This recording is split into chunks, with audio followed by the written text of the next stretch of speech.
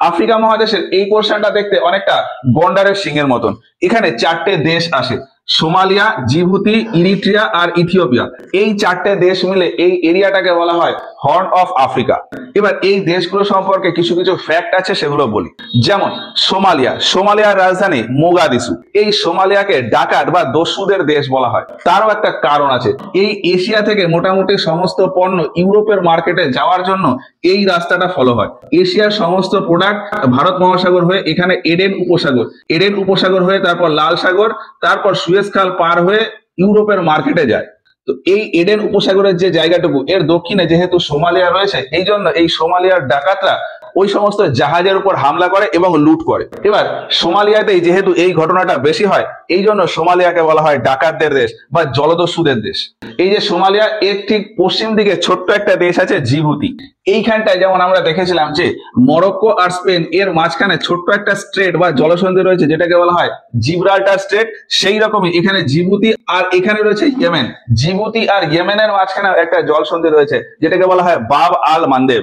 ওইদিকে যেরকম গিব্রাল্টার স্ট্রেট এদিকে উত্তর আটলান্টিক মহাসাগর আর এদিকে ভূমধ্যসাগর, এই দুটোকে কানেক্ট করছিল, সেই রকমই এখানে লোহিত সাগর আর এডেন উপসাগর এই দুটোকে কানেক্ট করে এই বাব আল মান্দেব স্ট্রেট। এবার এই ইউরোপের মার্কেটে যাওয়ার জন্য যেহেতু এই বাব আল মান্দেব থেকে এই সমস্ত জাহাজকে যেতে হয়, এই জন্য এই বাব আল মান্দেব কন্ট্রোল করার জন্য বিশ্বের বিভিন্ন দেশ এই জিবুতিতে তাদের মিলিটারি বেস বানিয়ে রেখেছে। বর্তমানে 5টা বড় বড় শক্তিশালী দেশের বেস রয়েছে: আমেরিকা, ফ্রান্স, ইটালি, চায়না আর Japan. America, France, Italy, China, Japan এই 5টা দেশের বেস রয়েছে এই জিবুতিতে। আর এই সৌদি আরব এখানে বেস তৈরির কাজ শুরু করছে। অন্যদিকে রাশিয়া এবং ভারত এরাও চায় এই জিবুতিতে তাদের একটা করে বেস তৈরি করতে, কিন্তু এই জিবুতির যে সরকার, তারা রাশিয়া আর ইন্ডিয়াকে বেস তৈরি করতে দিতে চায় না। তা হলেও এই ভারত মহাসাগরে এই ভারতের নিয়ন্ত্রণ আনার জন্য ভারত এখানে বিভিন্ন দেশে তাদের মিলিটারি বেস সেট করে রেখেছে। যেমন এই যে মাদাগাস্কার, মরিশাস, সেশেলস, এই প্রত্যেকটা দেশেই ভারতের মিলিটারি বেস রয়েছে। আর এই দিকে একটা দেশ আছে ওমান, এই ওমানেও ভারতের মিলিটারি বেস রয়েছে। এবার আমরা যদি একটু খেয়াল করি, এই যে সোমালিয়া আর জিবুতি, এখানে ঠিকঠাক মতন প্রশাসনিক ব্যবস্থা নেই।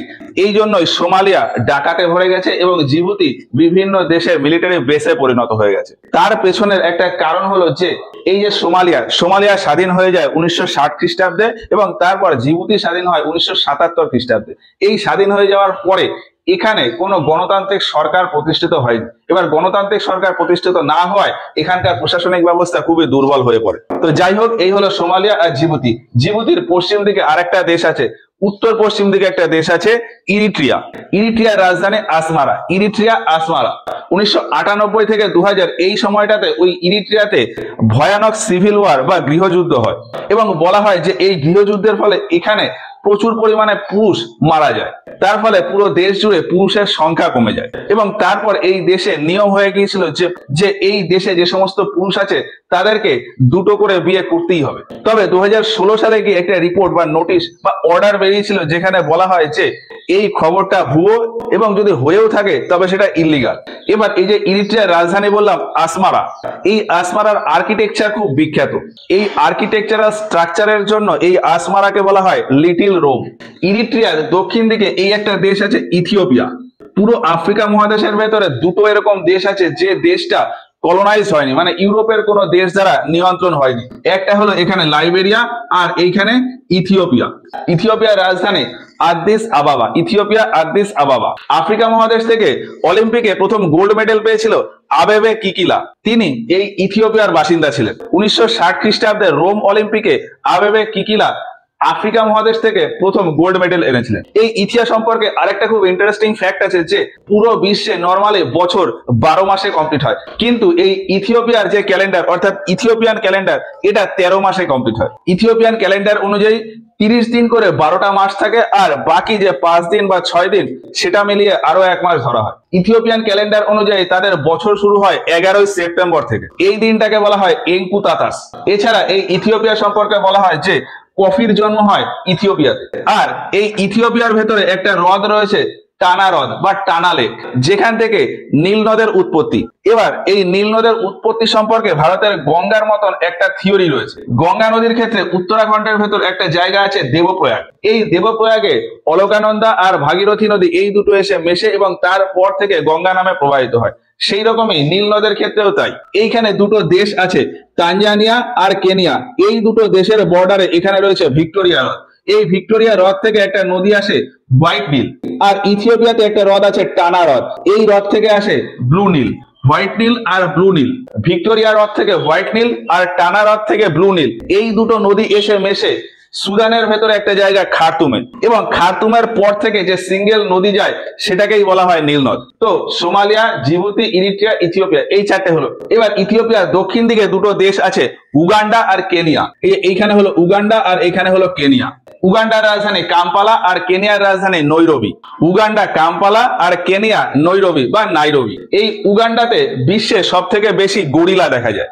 আর এই উগান্ডাতে একটা ফেমাস পর্বত রয়েছে মাউন্ট এলগন। মাউন্ট এলগন একটা ভলক্যানিক মাউন্টেন বা আগ্নেয়গিরি থেকে তৈরি হওয়া পর্বত, যদিও বর্তমানে এই মাউন্ট এলগন একটা সুপ্ত আগ্নেয়গিরি হয়ে গেছে। এবার রানিং এর ব্যাপারে আমরা একটা ফ্যাক্ট জানি যে বিশ্বের সব থেকে ফাস্টেস্ট রানার বা দ্রুততম ব্যক্তি হলো উসেন বোল্ট, কিন্তু বিশ্বের সেরা ম্যারাথন রানার হলেন কিপচোগে, এলিউড কিপচোগে। কিপচোগে ছাড়াও আরো একজন খুব ফেমাস ম্যারাথন রানার রয়েছে, কেলভিন কিপটাম। ওই কিপচোগে আর কিপটাম এরা প্রত্যেকেই কেনিয়ার বাসিন্দা। আর এই কেনিয়া দেশটা এই ম্যারাথন রানারের জন্য ফেমাস। এর ভেতরে একটা শহর আছে ইটেন। এই ইটেন থেকে বেশিরভাগ ম্যারাথন রানাররা উঠে আসে, এই জন্য ইটেনকে বলা হয় হোম অফ চ্যাম্পিয়ন্স। এবার আমরা একটা বিষয় জানি যে কোনো একটা মাছ যেটা জল ছাড়া সব থেকে বেশিক্ষণ থাকতে পারে সেটা হলো কই মাছ। এই কেনিয়াতে একটা মাছ দেখা যায় যেটাকে বলা হয় লাংফিশ। এই লাংফিশটাও জলের বাইরে অনেকক্ষণ ধরে জীবিত থাকতে পারে। এবার যেমনটা বললাম যে কেনিয়ার রাজধানী নাইরোবি। এই নাইরোবিতে রয়েছে ইউএনইপি অর্থাৎ ইউনাইটেড নেশনস এনভায়রনমেন্টাল প্রোগ্রাম এর হেডকোয়ার্টার। নাইরোবির পাশাপাশি কেনিয়াতে আরেকটা খুব ফেমাস শহর রয়েছে মোম্বাসা, যেটা পর্যটন বা ট্যুরিজমের ক্ষেত্রে খুব ফেমাস। তো উগান্ডা হলো, কেনিয়া হলো। এবার দুটো ছোট ছোট দেশ আরো আছে, রাওয়ান্ডা আর বুরুন্ডি। এই যে উগান্ডার ঠিক দক্ষিণ দিকে পরপর দুটো দেশ আছে, রাওয়ান্ডা আর বুরুন্ডি। এই যে এইখানে হলো রাওয়ান্ডা, তার নিচে বুরুন্ডি। এই যে উগান্ডা, রাওয়ান্ডা, বুরুন্ডি, এই তিনটে দেশেই একটা স্পেশাল টাইপের গরু দেখা যায়, অ্যাঙ্কোলে গরু বা অ্যাঙ্কোলে কাউ বলা হয়, যার শিং প্রায় 8 ফুট মতো লম্বা হয়। এই যে রাওয়ান্ডা, এই রাওয়ান্ডা পর্বতের জন্য খুব ফেমাস। এখানে প্রচুর পরিমাণে পর্বত বা পর্বত শৃঙ্গ দেখা যায়, এই জন্য রাওয়ান্ডাকে বলা হয় ল্যান্ড অফ 1000 হিলস। এবার এই যে উগান্ডা, রাওয়ান্ডা, বুরুন্ডি, নিচে আছে তানজানিয়া আর এখানে কেনিয়া, এই যে পাঁচটা দেশ, এই পাঁচটা দেশের মাঝখানে রয়েছে ভিক্টোরিয়া লেক। তো এইগুলো হচ্ছে আফ্রিকা মহাদেশের বিভিন্ন কান্ট্রি আর তার সম্পর্কে কিছু ফ্যাক্ট।